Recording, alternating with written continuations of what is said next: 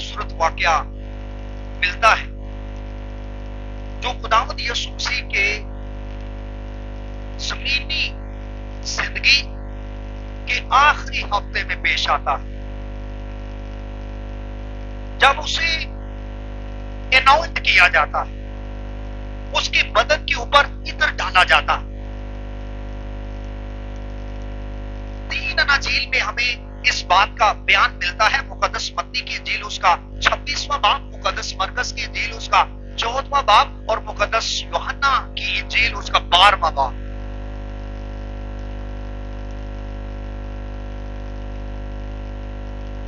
مرکز 14ویں باب میں ہمیں اس بات کا پتہ نہیں چلتا کہ یہ کون ہے جو یسوع کو عطر پیش کر رہی ہے۔ خاتون کا نام سیغہ راز میں رکھا گیا ہے، نیم لیس خاتون ہے یہاں پہ، لیکن جو ہی ہم مقدس یوحنا کا انجیلی باب 12ویں باب کا مطالعہ کرتے ہیں تو وہاں پہ لکھا ہے کہ یہ بائتنیا کی مریم ہے جو لازر اور مرتھا کی چھوٹی بہن ہے۔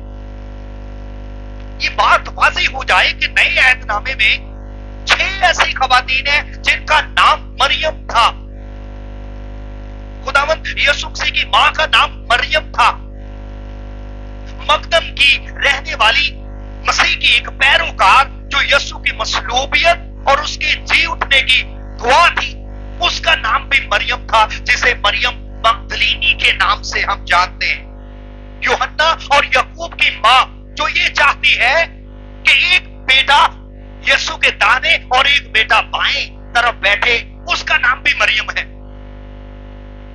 یہاں تک کہ یوحنا مرکز جس کا گھر ابتدائی کلیسیا کا ہیڈ کوارٹر تھا اور وہ وہاں جمع ہو کے دعا کیا کرتے تھے، یوحنا مرکز کی ماں کا نام بھی مریم تھا۔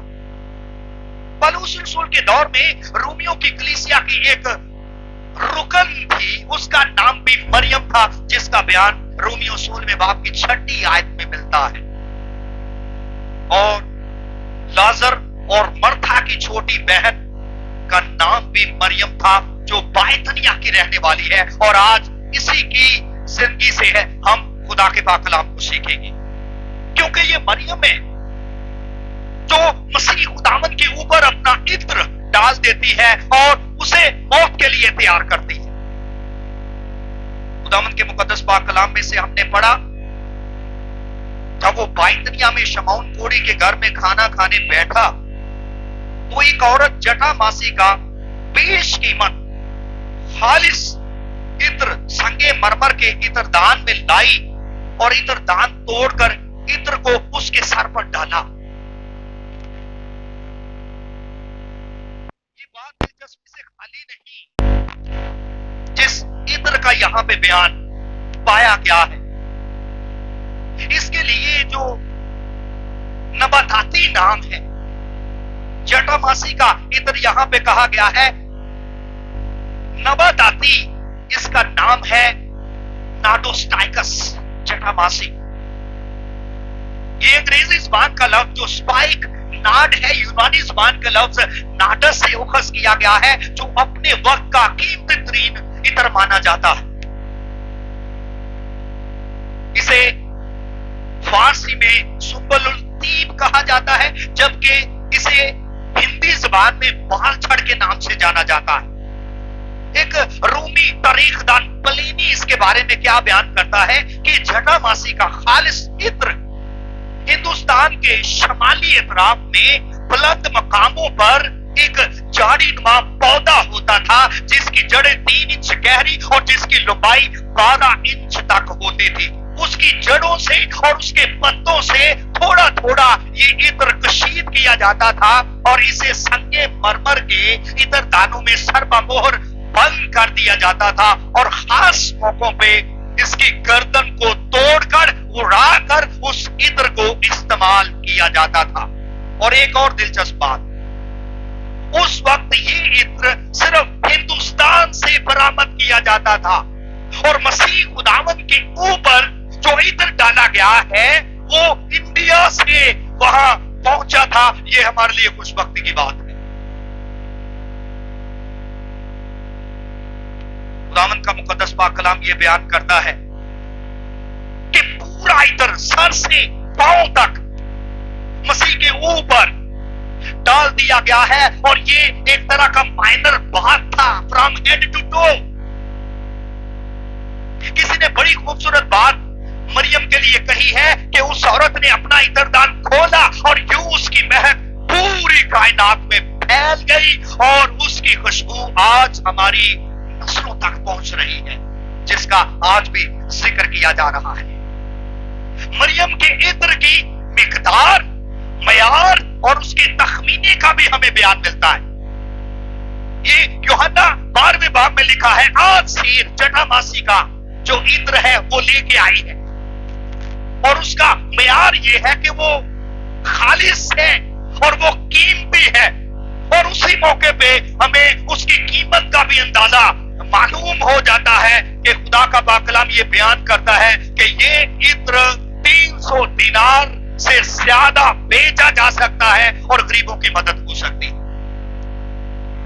اس وقت ایک مزدور صبح سے شام تک مزدوری کرتا، اور ایک دن کی مزدوری 1 دینار تھی، یعنی یہ 300 دینار پورے سال کی مزدوری ہے، پورے سال کی انکم ہے۔ It was a year's wages، پورے سال کی انکم ہے یہ۔ اور آج اگر ہم موجودہ دور کو مد نظر رکھ کے اس عطر کا تخمینہ کریں تو اسکالر یہ بیان کرتے ہیں کہ $10,000 سے بھی زیادہ وہ عطر قیمتی تھا جو مسیح خداوند کے اوپر مریم ڈالتی ہے اور اسے موت کے لیے تیار کرتی ہے۔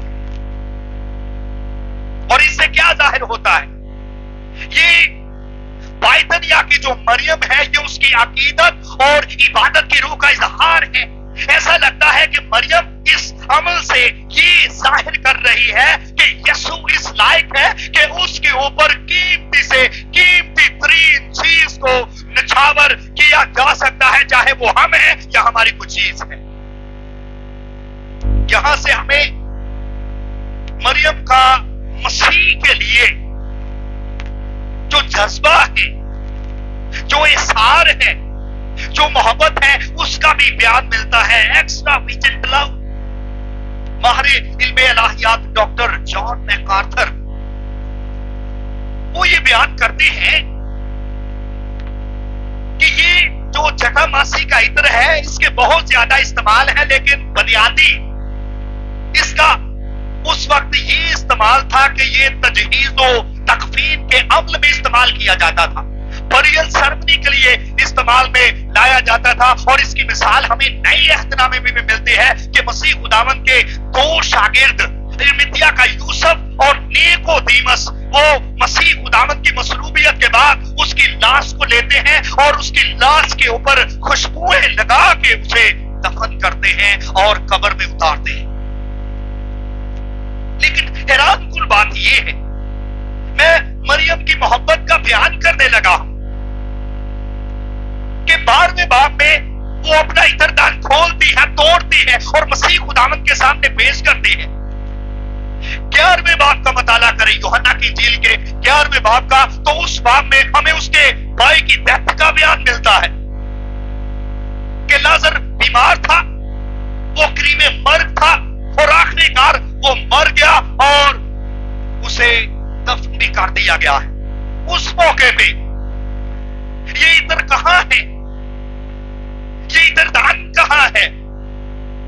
اسے اس عطر کے ساتھ تیار نہیں کیا گیا، قبر میں رکھنے سے پہلے اس عطر کا استعمال نہیں کیا گیا۔ ہاں، جو ہی اسے موقع میسر آتا ہے کہ مسیح خداوند اپنی موت کا اظہار کرتا ہے، اسی موقع پہ یہ مریم جو لازر اور مرتھا کی بہن ہے وہ کیا کرتی ہے؟ اپنا عطردان نکالتی ہے، اسے توڑتی ہے اور مسیح کے سامنے اسے پیش کر دیتی ہے۔ شی سیکریفائسز ہر ٹرائر، وہ کسی بات کو ملحوظ خاطر نہیں رکھتی۔ شاید وہ اس بات سے واقف ہے جو مسیح خداوند نے مقدس متی اس کے 10ویں باب کی 37ویں آیت میں کہا تھا کہ جو کوئی باپ یا ماں کو مجھ سے زیادہ عزیز رکھتا ہے وہ میرے لائق نہیں، جو کوئی اپنے بیٹے یا اپنی بیٹی کو مجھ سے زیادہ عزیز رکھتا ہے وہ میرے لائق نہیں۔ اس لیے مریم کی مسیح کے لیے جو محبت ہے وہ اس کی بھائی سے محبت جو ہے اس سے افضل ہے، بہن سے محبت جو ہے افضل ہے، زمینی رشتوں کے ساتھ جو اس کی محبت ہے اس سے افضل ہے، اور وہ فرسٹ پرائورٹی مسیح کو دیتی ہے، اور یہ اس کا ایکسٹرا ویجنٹ لو ہے مسیح کے لیے، جس کا اظہار یہاں پر ہوتا ہے کہ مسیح کے لیے مریم کی جو محبت ہے وہ بلا شرکت غیرے ہے، مخلصانہ ہے، بے لوث ہے، غیر معمولی ہے اور غیر رسمی ہے، وہ رضا کرانا ہے اور بے حد ہے۔ اس کے بارے میں آرسی سپرول کیا بیان کرتے ہیں؟ وہ کہتے ہیں this is one of the most sacrificial, extravagant and heart-rending gift of all time۔ یہ جو تحفہ یسوع کو پیش کیا گیا ہے سارے وقتوں کے لیے ہے، خوبصورت ترین تحائف میں سے ایک تحفہ جو مسیح خداوند کے آخری ہفتے میں اسے پیش کیا گیا ہے، اور یہ بائتریا کی مریم ہے، اور یہ مسیح خداوند کے لیے اس کا پیار ہے۔ اور یاد رکھیے خداوند یسوع مسیح کی ہماری زندگی میں کیا قدر و منزلت ہے، جو کچھ ہم اسے پیش کرتے ہیں اس سے اس کا اندازہ ہوتا ہے۔ تو سوال یہ جنم لیتا ہے کہ دوسرے لوگوں کی نسبت مریم کی یسوع کے لیے محبت، قربانی، عقیدت زیادہ کیوں ہے، ایکسٹراویگنٹ کیوں ہے، کیا وجہ ہے؟ اسی سوال کو میں آپ کے سامنے کھولنا چاہتا ہوں اور 3 نکات آپ کے سامنے پیش کرتا ہوں کہ وہ کیوں اس طرح اپنی محبت کا اظہار مسیح خداوند کے ساتھ کرتی ہے کہ اس کی محبت صرف لفظی یا کلامی نہیں ہے، عملی محبت ہے۔ کیونکہ یعقوب کا عام خط اس کے دوسرے باب میں لکھا ہے کہ جیسے روح، بدن جو ہے وہ روح کے بغیر مردہ ہے، اسی طرح ایمان بغیر عمل کے مردہ ہے۔ اور یہاں پہ اس کی جو محبت ہے یہ محبت عملی محبت ہے کہ وہ اظہار کرتی ہے، وہ پیش کرتی ہے، وہ دان کرتی ہے۔ یہی وجہ ہے کہ اس کی محبت بلا شرکت غیرے ہے، غیر رسمی ہے، غیر معمولی ہے، بے لوث ہے، رضا کرانا ہے اور بے حد ہے۔ اس کی وجہ 3 نکات کی صورت میں پیش کرنا چاہتا ہوں کہ وہ کیوں ایسے محبت کو پیش کرتی ہے۔ پہلی وجہ یہ کہ مریم جو ہے یسوع کو جلال دینے کا کوئی بھی موقع اپنے ہاتھ سے ضائع نہیں کرنا چاہتی۔ She resolved to glorify the Lord while she had a chance۔ اگر اسے موقع میسر آیا ہے، اگر اسے وقت ملا ہے کہ وہ یسوع کے ساتھ اپنی محبت کا، اپنی عقیدت کا اظہار کرے، تو وہ اسے اپنے ہاتھ سے جانے نہیں دے گی، کیونکہ وہ کیا سمجھتی ہے کہ she might not get this chance again۔ ہو سکتا ہے یہ وقت دوبارہ نہیں آئے گا، یسوع کی قربت اسے مجھے میسر نہیں آئے گی، اور یہ عورت موقع ملتے ہی اپنی محبت کا اظہار کرنا چاہتی ہے کہ ہو سکتا ہے مرنے کے بعد اسے یہ موقع نہ ملے، اس لیے وہ یسوع کے جیتے جی کیا کرتی ہے، اپنے عطر کو اس کے اوپر انڈیل دیتی ہے۔ یہاں یہ بات واضح ہوتی ہے کہ بائتنیا کی مریم جو ہے یہ دور اندیش ہے، یہ مستقبل کے بارے میں باخبر ہے، یہ آگاہ ہے۔ اس کی ڈسرننگ اسپرٹ کو دیکھیے گا، کیوں وہ موقع کو اپنے ہاتھ سے جانے نہیں دیتی۔ خداوند یسوع مسیح نے اپنے مرنے سے پہلے 3 مرتبہ اپنی موت کا اظہار کیا ہے۔ اناجیل متوافقہ میں ہمیں اس بات کا بیان ملتا ہے، پہلی مرتبہ یسوع نے اپنی موت کا اظہار اس وقت کیا۔ مقدس متی اس کے 16ویں باب کی 21ویں آیت میں لکھا ہے، اس وقت سے یسوع اپنے شاگردوں پر ظاہر کرنے لگا کہ اسے ضرور ہے کہ یروشلم کو جائے اور بزرگوں اور سردار کاہنوں اور فقیہوں کی طرف سے بہت دکھ اٹھائے اور قتل کیا جائے اور تیسرے دن جی اٹھے۔ دوسری مرتبہ مقدس متی کی انجیل اس کا 17 16واں बाब और उसकी 22वीं आयत में यीशु अपनी मौत का ऐलान करता है। और जब वो गलील में ठहरे हुए थे तो यीशु ने उनसे कहा, इब्ने आदम आदमियों के हवाले किया जाएगा और वो उसे कत्ल करेंगे और वो तीसरे दिन जिंदा किया जाएगा। और इस पर वो बहुत गमगीन। तीसरी मर्तबा मुकद्दस मत्ती का इंजीली बयान उसके 20वें बाब की 17वीं से 29वीं आयत में हमें बयान मिलता है कि खुदावंद यीशु मसीह ने तीसरी मर्तबा अपनी मौत का ऐलान किया है। तो जब भी यीशु अपनी मौत का ऐलान करता है, शागिर्द जो हैं वो उसकी सोच को क्या करते हैं, बदलना चाहते हैं, नफी करते हैं, वो गमगीन हो जाते हैं।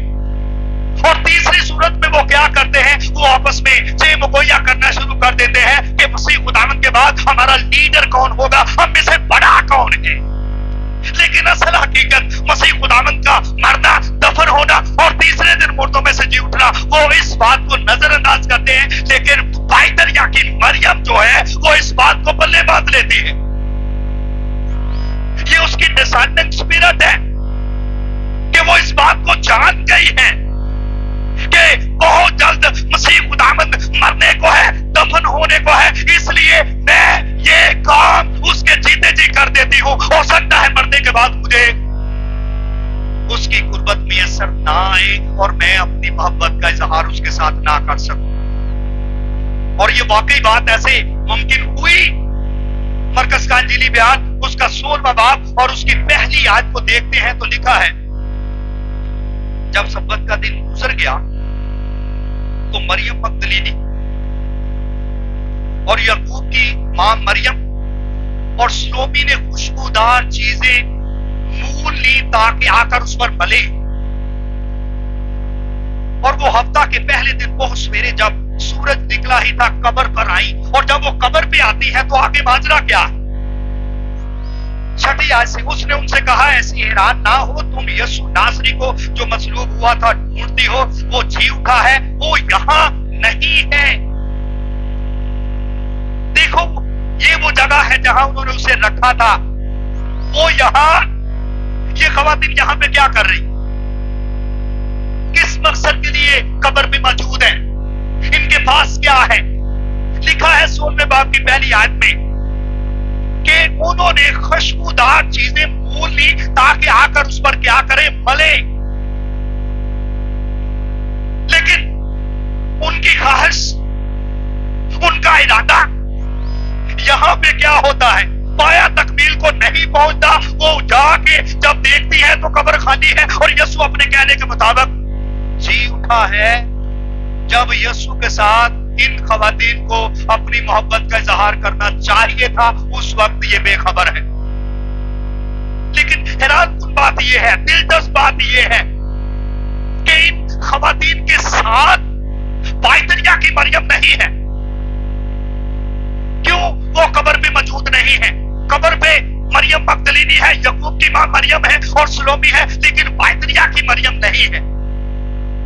इसके बारे में जिमी स्वागत अपनी तफसीर में ये बयान करते हैं कि मरियम का पीछे रह जाना कोई हादसाती बात नहीं है,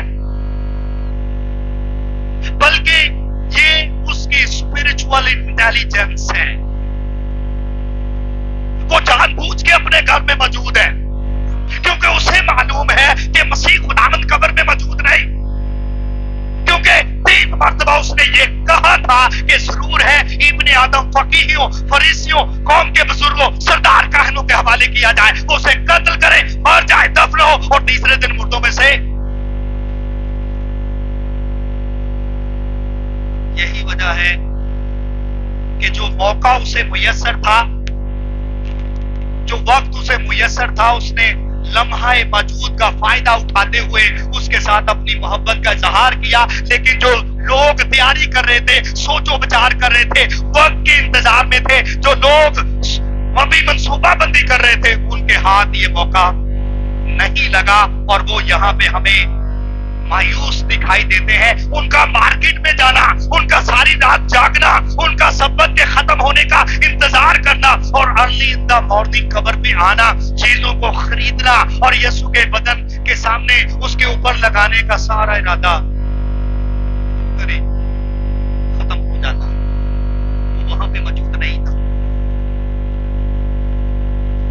पहला नुक्ता ये है कि मरियम इसलिए अपनी मोहब्बत का यीशु के साथ इंतजार करती है और ब्रेक नहीं करती। उसकी वजह ये है कि वो समझती है, वो जानती है, उसमें ये भेद खोल चुका है कि ये मौका है कि वो अपनी मोहब्बत, अपनी अकीदत और अपनी इबादत की रूह को उसके सामने पेश करे। न्यूयॉर्क टाइम्स का एक कॉलम था, मशहूर मुसन्निफ एच जैक्सन ब्राउन, वो कहते हैं कि there is nothing more expensive than a missed opportunity, कि खोए हुए मौके से ज्यादा महंगी कोई चीज नहीं है। खोए हुए मौके से ज्यादा कोई भी चीज महंगी नहीं है दुनिया में। और ये बात सादक आती है इन खवातीन के ऊपर कि वो वक्त गुजर चुका है, वो मौका गुजर चुका है जब कुछ करना चाहिए था। लेकिन मरियम के बारे में लिखा है जो कुछ ये कर सकी इसने किया। उसके पास जो कुछ था वो पेश करती है, वो निसार करती है, वो दान करती है।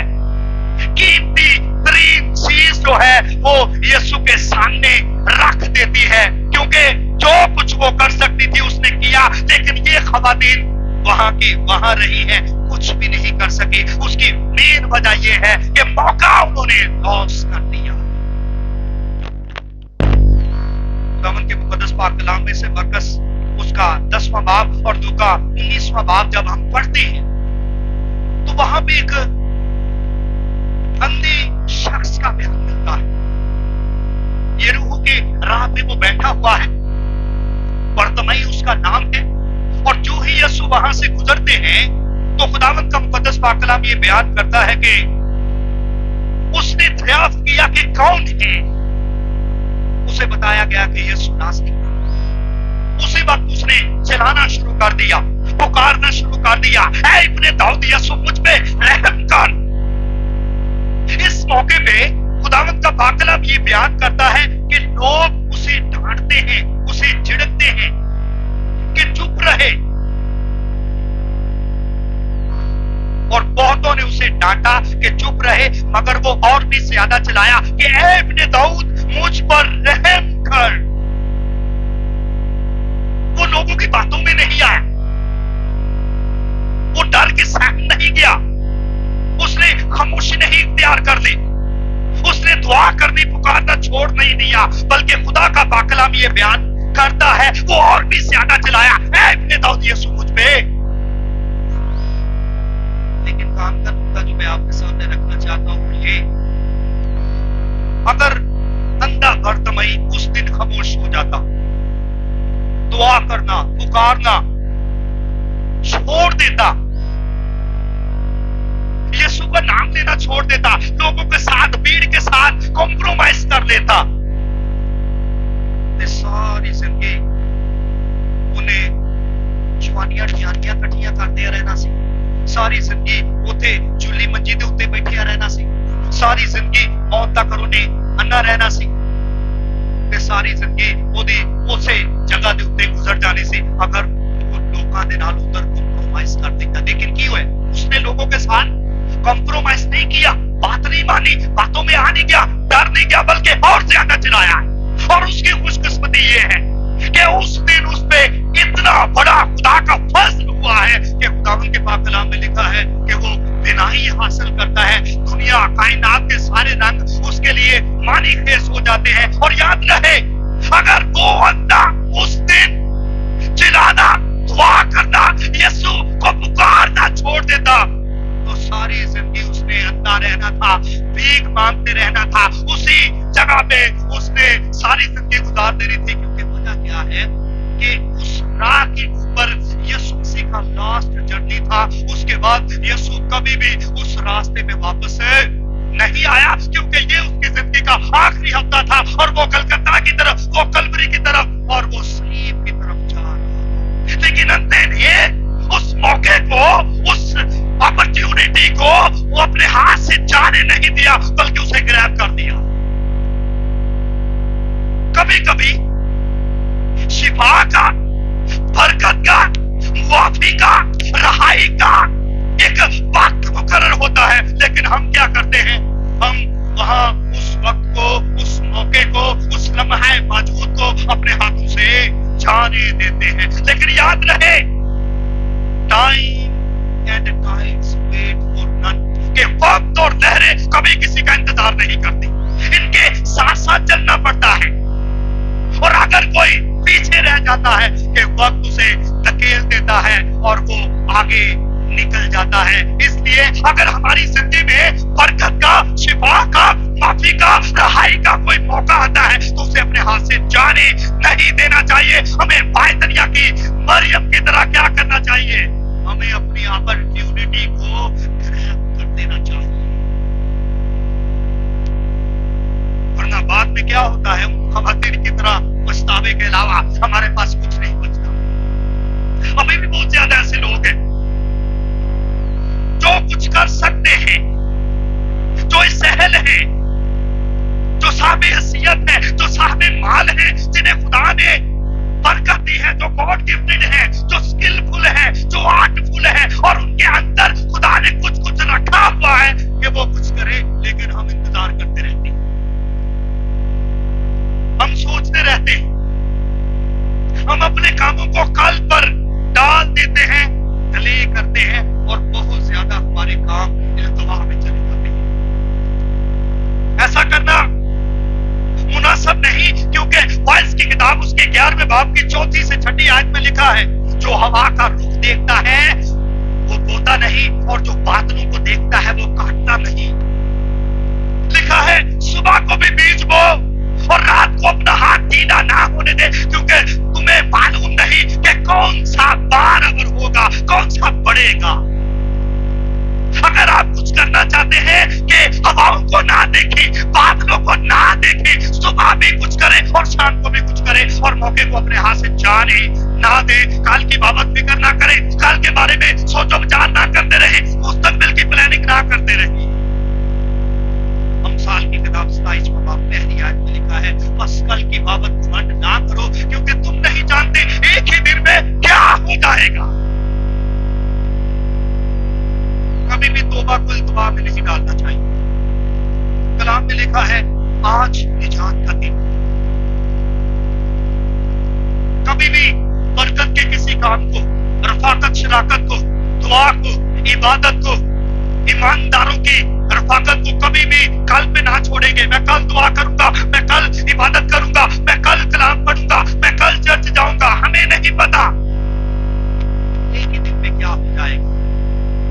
इसलिए जो मौका आपको मुयस्सर है उससे भरपूर फायदा उठाएं। खोए हुए मौके से ज्यादा महंगी कोई भी चीज नहीं है। और इस बात का इतलाक बायतनिया की मरियम के ऊपर होता है कि वो क्या करती है,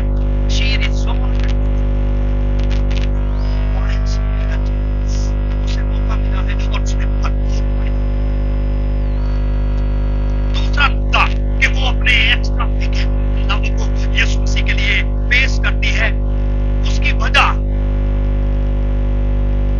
किसी चीज का खरीद नहीं किया, किसी ने उसे पंप नहीं किया, किसी ने उसका ब्रेन वॉश नहीं किया कि वो क्या करती है, किसी चीज को मतलब उसे खातर नहीं रखती। पूरे साल की जमा पूंजी और $10,000 से ज्यादा कीमतन जो इधर है मौजूदा दौर में 300 दिनार में जो बेचा जा सकता था और किसी काम में लाया जा सकता था, वो यीशु के ऊपर निछावर करती है। वजह, दूसरी वजह ये है कि it was result of spiritual growth. ये उसकी रूहानी बलूगत का नतीजा है कि वो मसीह में बढ़ रही है, वो उसके कलाम में बढ़ रही है, वो उसकी मोहब्बत में बढ़ रही है, वो उसकी पहचान में, वो उसकी मार्फत में बढ़ रही है। It was result of her spiritual growth. 3 मरतबा हमें अनाजील में इस बात का बयान मिलता है कि मरियम यीशु के कदमों में है। मुकद्दस लूका के इंजीली बयान उसके 10वें बाब की 38वीं और 39वीं आयत में इस बात का बयान मिलता है कि मरियम क्या कर रही है, वो यीशु के कदमों में बैठकर उसका कलाम सुन रही है। और जब हम मुकद्दस यूहन्ना का इंजीली बयान उसके 11वें बाब की 32वीं आयत को देखते हैं तो उस मौके पे लिखा है कि मरियम جب گھر سے نکلتی ہے اور وہ لازر کی قبر کی طرف جا رہی ہے جہاں پہ مسیح خداوند موجود ہے، وہ یسوع کے قدموں میں جا کے گرتی ہے۔ اور تیسرا موقع یوحنا کا انجیلی بیان اس کے 12ویں باب کی 30ویں آیت میں، جب ایک ضیافت چل رہی ہے، وہاں پہ تقریباً 17 لوگ موجود ہیں، اور مریم کیا کرتی ہے؟ مریم کے بارے میں لکھا ہے وہ اپنا عطردان گراتی ہے، وہ اپنا عطر گراتی ہے، وہ اپنے آنسو گراتی ہے، وہ اپنے بال گراتی ہے، اور آخر کار وہ اپنے آپ کو یسوع کے قدموں میں گرا دیتی ہے۔ بار بار جب ہم اس کے کردار کو دیکھ رہے ہیں، مطالعہ کرتے ہیں، تو وہ ہمیں ساری جگہوں پہ یسوع کے قدموں میں نظر آتی ہے۔ اور جو کوئی یسوع کے جتنا قریب ہے، اتنا یسوع کی شخصیت کا، اس کی ذات کا بید اس کے اوپر کھلتا ہے۔ یہی وجہ ہے کیونکہ وہ مسیح کی قربت حاصل کر رہی ہے اور اس کے قدموں میں ہے، اور یسوع کے قدم جو ہے یہ شاگرد کی جگہ ہے۔ She was a true disciple of Christ، مسیح کے قدموں میں۔ اور بھی بہت زیادہ لوگ ہیں جن کے اوپر سے کلام گزر رہا ہے، لیکن یہ کیا کرتی ہے؟ کلام کو دے رہی ہے۔ اور اسپرچول گروتھ، روحانی بلوغت، روحانی ترقی مسیح میں، اس کے عرفان میں، اس کے کلام میں، اس کی محبت میں بڑھتی ہے، مسلسل درجہ بدرجہ وہ بڑھتی ہوئی اور ترقی کرتی ہوئی اور ترقی کی منزل طے کرتی ہوئی ہمیں نظر آتی ہے۔ لوکا 10ویں باب کی 38ویں 43ویں آیت میں لکھا ہے وہ کلام کو کیا کرتی ہے؟ وہ دے رہی ہے، وہ حاصل کر رہی ہے۔ جبکہ جب ہم یوحنا 12ویں باب کی 30ویں آیت کو دیکھتے ہیں تو یہاں پہ ایک چینج ہے، ٹرانسفارمیشن ہے۔ یہاں پہ اس کی اسپرچول گروتھ کو ہمیں اندازہ ہوتا ہے کہ یہاں پہ وہ لے نہیں رہی، یہاں پہ وہ دے رہی ہے۔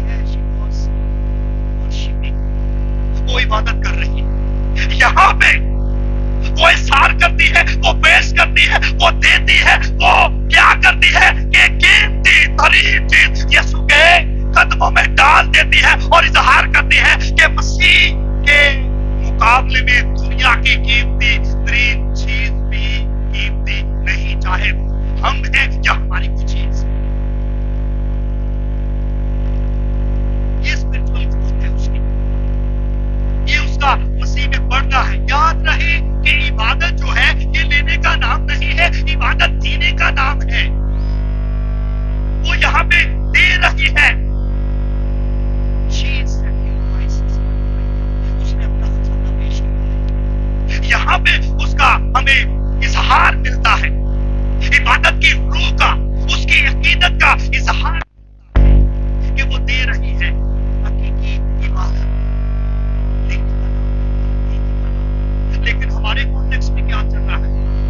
عبادت کا جو تصور ہے اسے مسخ کیا جا رہا ہے۔ عبادت کا حقیقی جو مفہوم ہے وہ مفقود ہوتا ہوا دکھائی دیتا ہے۔ کیونکہ ہمارے عبادت میں لوگ کیا لینے جاتے ہیں؟ کیا تصور ہے؟ آپ اشتہارات دیکھیں، آپ مختلف پوسٹ دیکھیں، فلیکسز دیکھیں، ایڈ دیکھیں، اور آپ کو کیا ملے گا اشتہاروں کے اوپر؟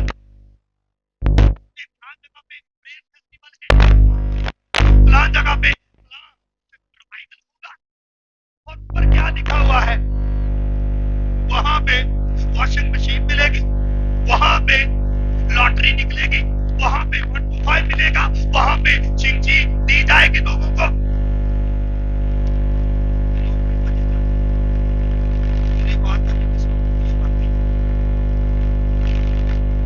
یہ بائبلی تصور نہیں ہے عبادت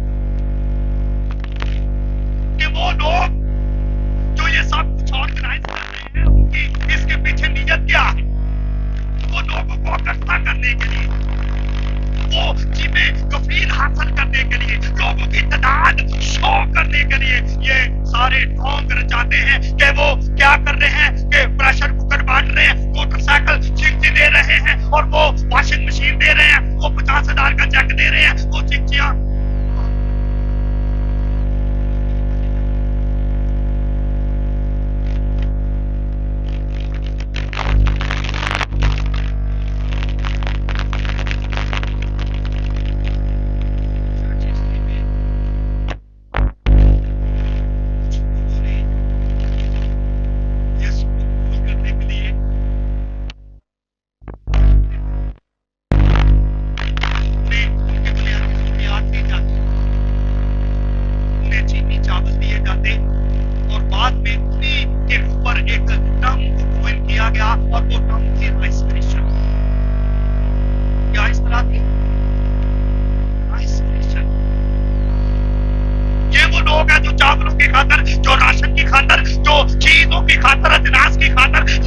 की खातिर खुदा की इबादत कर रही है।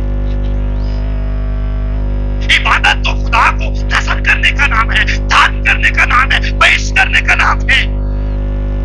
और देख में अस्तिस्ना की किताब उसके 16वें बाब की 16वीं आयत में लिखा है, जब तू खुदा के घर में आए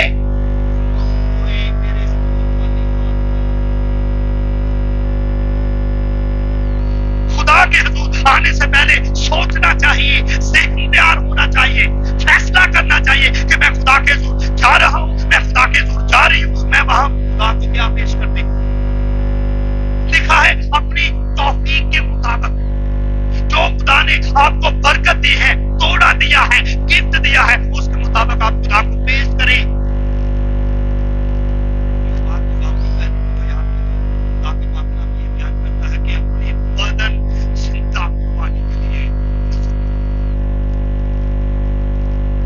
मेरा पैसा, मेरा घर, मेरी जायदाद, मेरी चीजें, मेरी नस्ल, मुझसे जुड़ी हुई जो चीजें हैं, ये बात की बात है। कलाम में लिखा है अपने बदन जिंदा कुर्बानी के लिए पेश करो।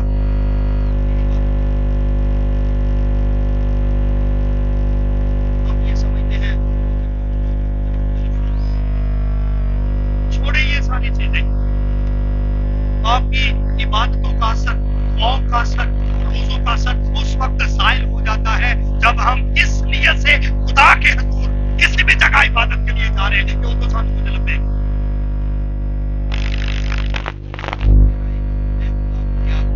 और ये मरियम की जिंदगी से हम सीखते हैं कि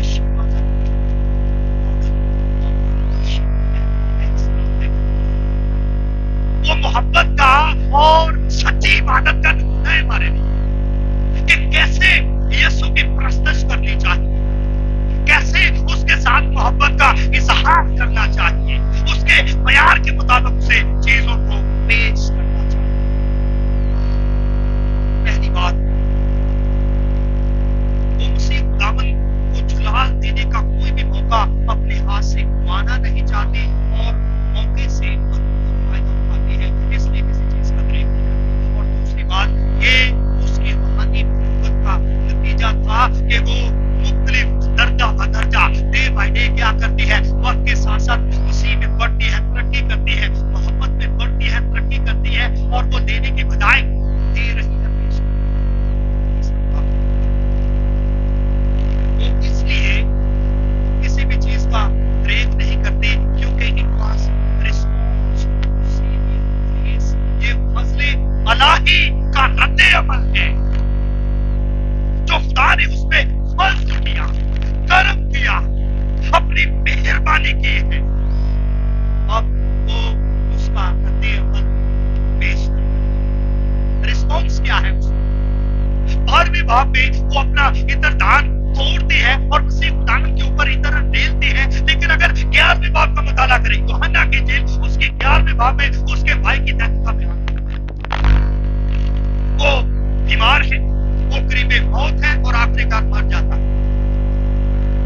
सारे रिश्तेदार अजीज़ो-कारब आते हैं, रो पीटते हैं, उन्हें तसल्ली देते हैं, घर में मातमी सब मिल जाती है, तजहीज़ो तकफीन का सारा काम पाया तकमील को पहुंचता है और नाज़र को कब्र में रख दिया जाता है। 4 दिन गुजर जाते हैं, यीशु कब्र पे आते हैं और कलाम में लिखा है कि लाजर को जब कब्र के अंदर रख दिया, बदबू जो है वो कब्र से बाहर जा, उसकी बहन का ये इकरार है, ये बात है कि आप तो उसमें से बदबू आ रहे।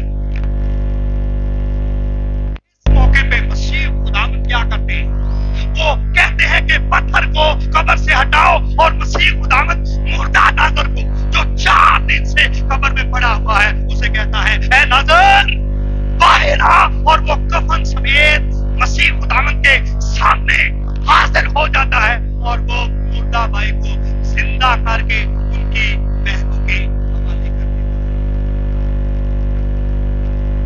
यहाँ पे ये मैं मसीह के फजल की बात कर रहा कि कौन से फजल को वो रिस्पॉन्स करती हुई दिखाई देती है कि उनका मातम खुशियों में बदल गया है, उनकी नाउमीदी उम्मीद में बदल चुकी है और उनके आंसुओं को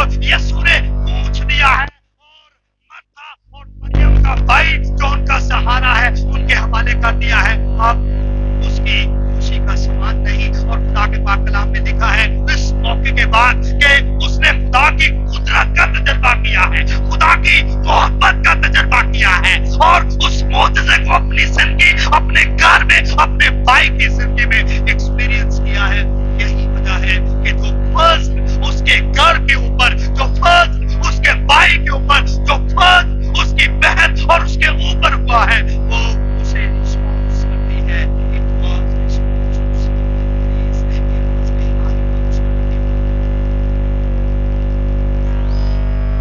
زبور نویس کیا کہتا ہے؟ 116واں زبور اس کی 12ویں آیت میں، خدا ان کی سب نعمتیں جو مجھے ملی میں ان کے عوض میں اسے کیا مریم کھان چکی ہے. اور اسی وجہ سے مجھ میں خدا نے، خدا نے میری بہن میں، خدا نے میرے خدا نے اتنا بڑا کیا ہے. اور وہ فضل میں آپ کے یہ سوچ ہے کہ یہ کچھ کرے. یاد رکھیے فضل ہے کیا؟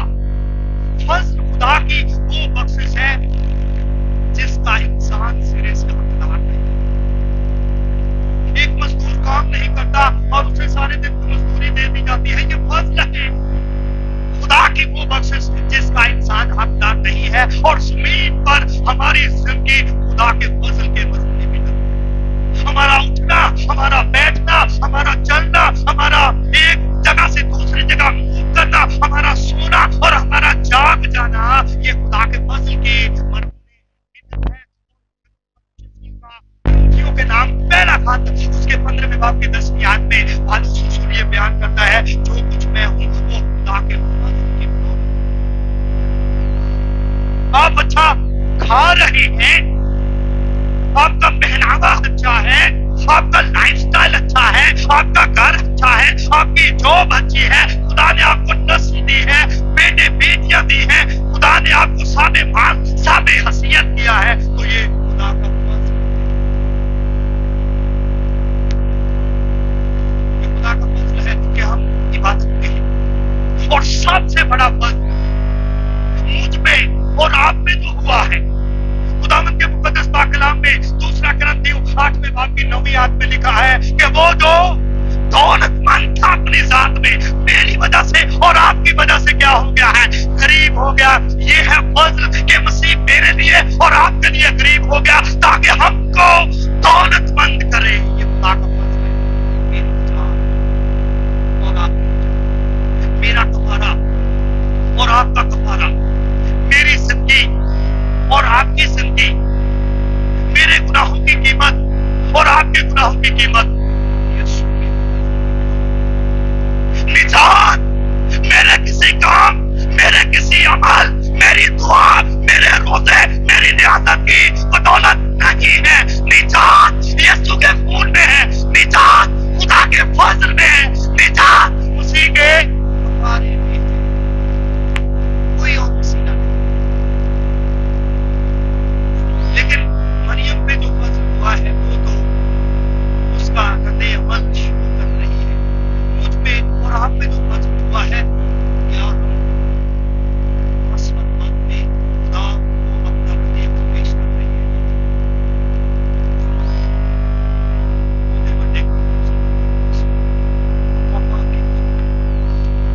اور فضل کا اظہار کیسے ہوتا ہے؟ کہ جو کچھ ہم کر سکتے ہیں پوری طاقت کے ساتھ کریں، وقت پر کریں، موقع کو اپنے ہاتھ سے جانے نہ دیں، کسی چیز سے دریغ نہ کریں. یہ فضل کا اظہار ہے مثبت معنوں میں. فضل کا اظہار شکر گزاری کے ساتھ کریں کہ خدا تیرا شکر ہے، میں اس لائق نہیں ہوں، میں اس لائق نہیں تھا کہ تو نے مجھ پہ فضل کیا. شکر گزاری کریں اور گواہی دیں. تین باتوں میں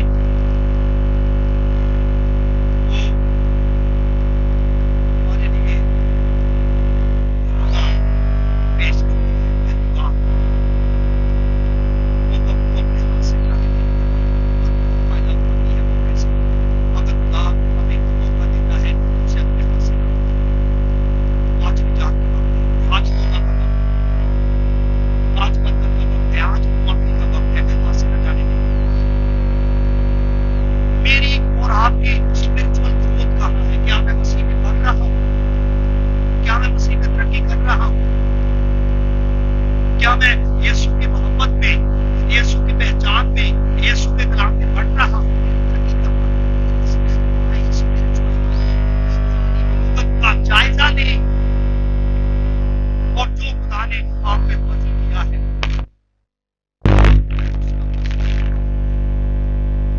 کیونکہ سب کچھ ہم نے کوئی خوبی، کوئی وصف، کوئی قابلیت نہیں، ہماری راست بازی خدا کے زور ناپاک بچی ہے۔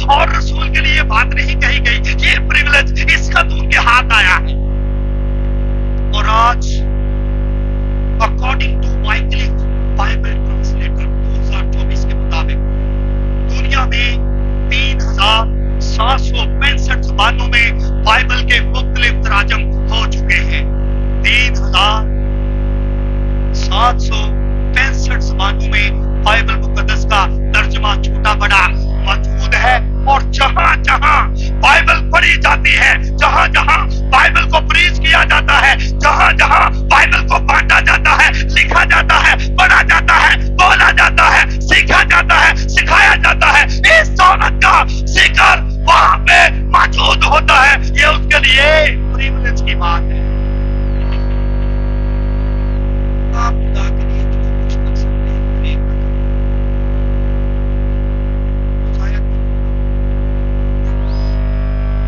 اپنا ٹیلنٹ, اپنا آرٹ, اپنا اسکل, اپنا چھپائے, کوئی بھی کام کس پر نہ چھوڑے, التوا میں نہ ڈالے, کسی بھی موقع کو, کسی بھی لمحے وجود کو اپنے ہاتھ سے جانے نہ دے. یسوع سے اپنی محبت کا اظہار کرے, اس کا ریوارڈ ہے. یہی وجہ ہے کہ جو دوسری تلاوت ہم نے کی ہے, مقدس پالوس کیا کہتے ہیں, پہلا کرنتھیوں اس کے 15ویں باب کی 58 آیت, بس اے میرے عزیز بھائیوں ثابت قدم اور قائم رہو اور خدا کے کام میں ہمیشہ افزائش کرتے رہو, کیونکہ یہ جانتے ہو کہ تمہاری محنت خدا میں بے فائدہ نہیں ہے. خدا سے جو کچھ اسی کرتے ہیں بے فائدہ. یہ بہت زیادہ لوگ یہ آتے ہیں کہ